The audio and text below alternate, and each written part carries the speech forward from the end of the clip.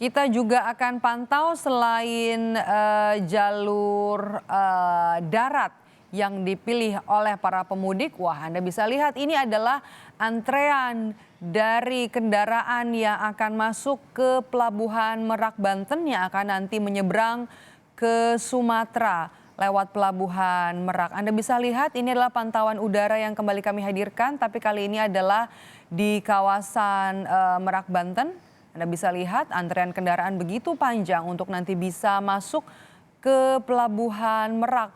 Sejumlah pemudik memilih untuk berangkat hari Selasa malam karena hari ini, hari Rabu 19 April sudah menjadi hari pertama dalam rangkaian cuti bersama Lebaran 2023. Kawasan Pelabuhan Merak sudah dipadati kendaraan para pemudik.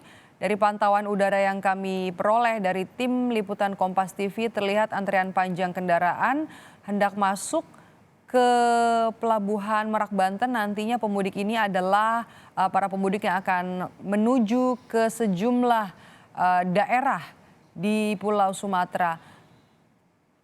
Nah, sementara itu di dermaga eksekutif Pelabuhan Merak juga terpantau dipadati oleh kendaraan mobil dari para pemudik. Para pemudik lebih memilih menggunakan kapal di dermaga eksekutif karena waktu tempuhnya jauh lebih singkat.